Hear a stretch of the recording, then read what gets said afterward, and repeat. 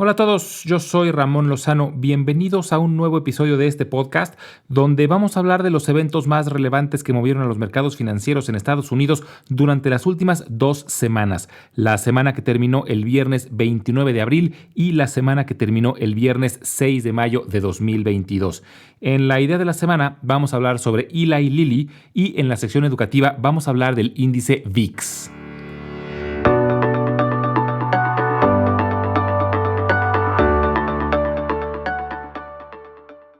Fueron 2 semanas bastante negativas para la bolsa. La última semana de abril fue terrible. Un mes que históricamente ha sido bueno resultó ser el peor mes para la bolsa desde marzo de 2020, cuando inició la pandemia.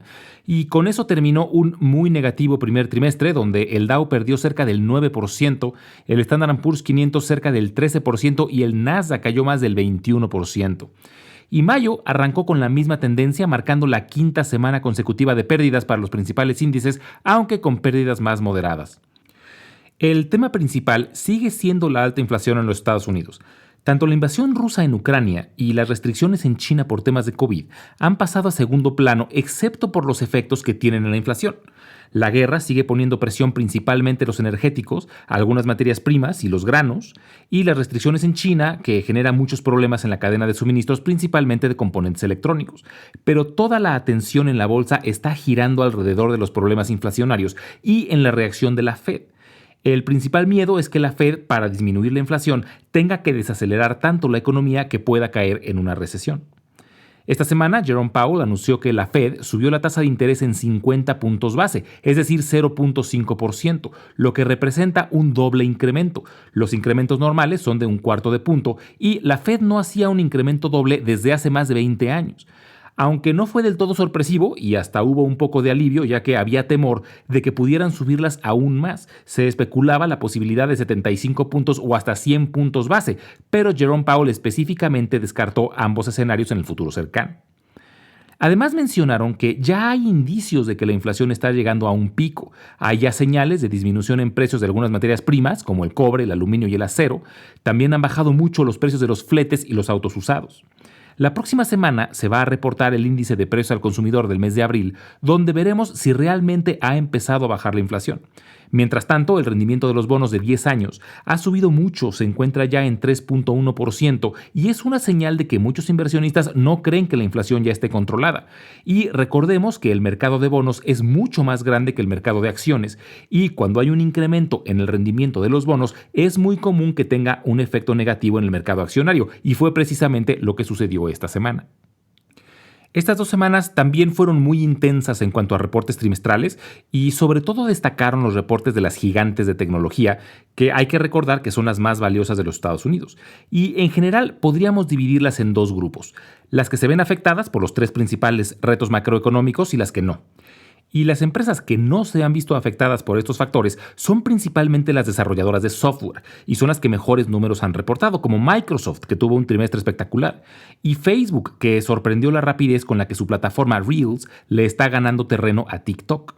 Google también reportó muy buenos números, aunque vio sus ingresos de YouTube ligeramente afectados en Europa, pero no parece nada de qué preocuparse.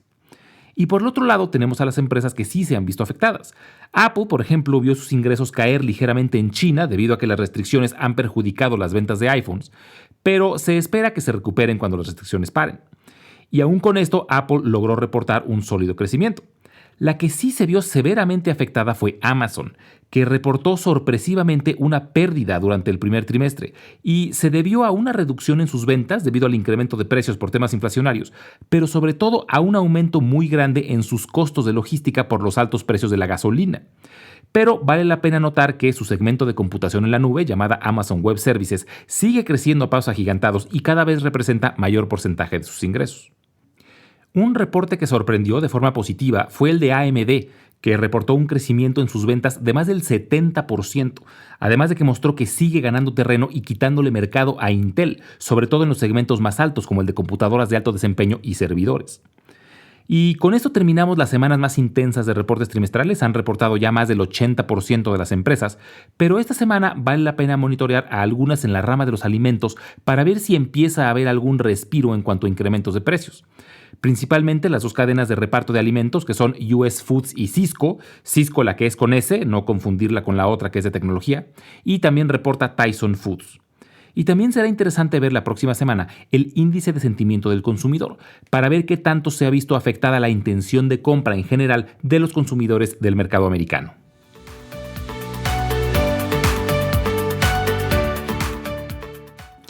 En la idea de la semana, vamos a hablar sobre Eli Lilly. Su símbolo es LLY. Eli Lilly es una empresa farmacéutica norteamericana basada en Indianápolis. Tiene oficinas en 18 países, pero sus productos tienen presencia en 125 países. Fue fundada en 1876 por el coronel Eli Lilly, quien fue un químico y farmacéutico durante la Guerra Civil de los Estados Unidos. La empresa ha tenido algunos logros muy importantes, por ejemplo, fue la primera en lograr la producción a gran escala de la vacuna contra la polio y también una de las primeras en poder comercializar la insulina. Eli Lilly ha sido la empresa farmacéutica que mejor desempeño ha tenido los últimos 5 años, principalmente por sus desarrollos más recientes. La industria farmacéutica depende muchísimo de investigación y desarrollo. Un nuevo medicamento puede tardar cerca de 10 años entre que se descubre hasta que se comercializa, pero la patente solo dura 20 años, aunque puede haber una extensión de hasta 5 años dependiendo del tiempo que la FDA tarde en otorgarle los permisos. Pero esto quiere decir que las farmacéuticas tienen que invertir mucho en investigación y desarrollo de nuevos medicamentos, ya que una vez vencida la patente, pierden el derecho de exclusividad y aparecen productos genéricos. Y Eli Lilly ha sido una de las que más éxito han tenido en sus medicamentos más recientes. Desde 2014 han logrado lanzar 16 medicamentos de forma exitosa, entre los que se encuentran algunos antidepresivos, medicamentos contra el cáncer y tratamientos contra la epilepsia. Y hay varios factores que hacen a Eli Lilly atractiva.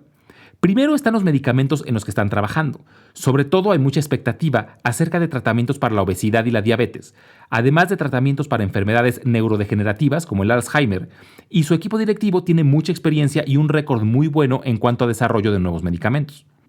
Además de que las empresas farmacéuticas suelen tener buen desempeño en periodos de alta incertidumbre acerca de la economía, suelen ser consideradas empresas defensivas y en este momento donde hay mucho nerviosismo acerca de una posible recesión, vale la pena tener a Eli Lilly en el radar.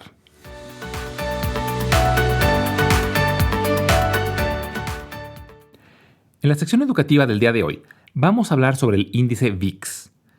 Hay un índice que se usa para medir la variabilidad esperada en el corto plazo en los mercados financieros en Estados Unidos, y es el índice de volatilidad del mercado de opciones de Chicago, conocido simplemente como el VIX, VIX, y también se le apoda el Fear Index o el índice de miedo.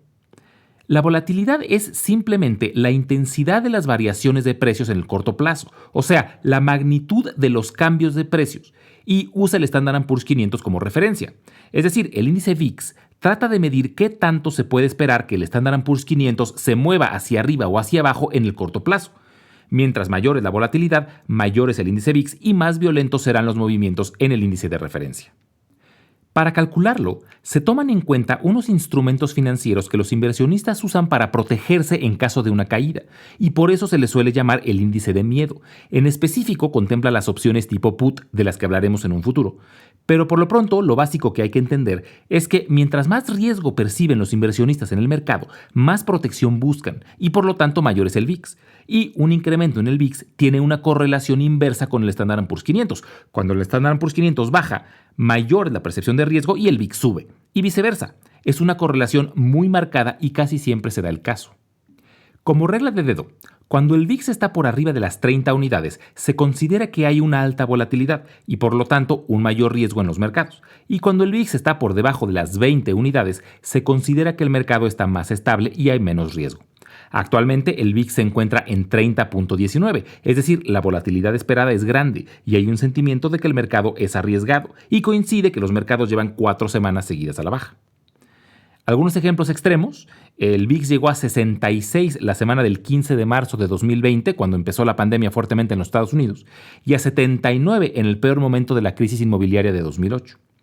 Entonces, el VIX es muy usado para medir el sentimiento general, porque recordemos que momentos de extremo optimismo suelen coincidir con máximos y momentos de mucho miedo o de extremo pesimismo suelen coincidir con mínimos en los mercados. Pero curiosamente, el VIX también puede ser usado como inversión. Existen ETFs que se comportan igual que el VIX, por lo que es posible beneficiarse con una subida o bajada de la volatilidad. Por ejemplo, el ETF más usado es el VIXY, que se mueve en paralelo con el VIX, y hay también ETFs inversos, como el SBXY, que se mueve a la inversa del VIX. Muchos inversionistas, por ejemplo, usan sobre todo el VIXY, el que se mueve en paralelo con el VIX, como protección, ya que al moverse de forma inversa que el Standard & Poor's 500 puede ayudar a amortiguar una posible caída en los mercados.